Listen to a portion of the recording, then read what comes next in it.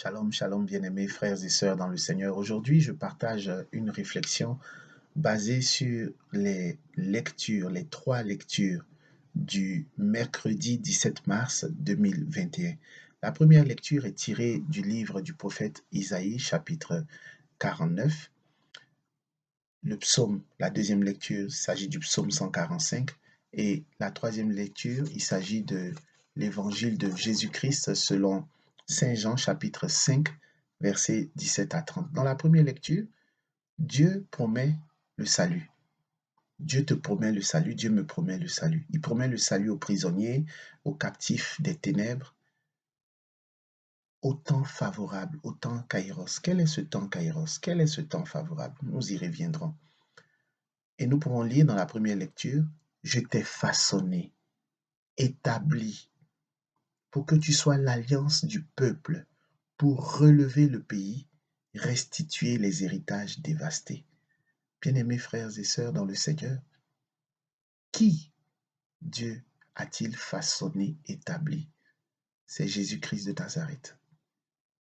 C'est Jésus-Christ de Nazareth que Dieu a établi, que Dieu a façonné pour être l'alliance du peuple, pour relever le pays, restituer les héritages dévastés. Dans la lettre aux Hébreux, chapitre 10, verset 5, nous pouvons lire, « Aussi, en entrant dans le monde, le Christ dit, « Tu n'as voulu ni sacrifice ni offrande, mais tu m'as formé un corps. » Alors Jésus même, ou l'apôtre Paul, qui est un témoin indirect de Jésus-Christ, il n'a pas vécu avec Jésus-Christ, comme Pierre ou Jean ou Matthieu ou Luc, donc il est un témoin indirect. L'apôtre Paul répond à l'Ancien Testament. C'est celui dont Dieu parle. Dieu dit qu'il a façonné, établi pour être une alliance, c'est Jésus-Christ de Nazareth. Et l'apôtre Paul le confirme en disant, qui a été inspiré par le Saint-Esprit, bien sûr, il dit, tu m'as formé un corps, en parlant de Jésus. Bien-aimés frères et sœurs, le psaume nous révèle ce Dieu-là comme un Dieu lent à la colère et plein d'amour. Le psaume 145. Et l'évangile nous dit l'unité, la fusion entre le Père et le Fils. Jésus se révèle et vraiment, ses accusateurs, ses détraqueurs vont se servir de ces paroles, les paroles qu'il dit dans cet évangile pour le condamner, pour l'accuser. Jésus révèle qu'il est le Fils, il est de même nature que le Père. Ce que le Père fait, il le fait aussi. Il ne peut faire que ce que son Père lui demande de faire, lui enseigne de faire. Il montre sa filiation, mais une filiation obéissante. Il ne cherche que la volonté de son Père. Lui et le Père font un. Ils sont une alliance.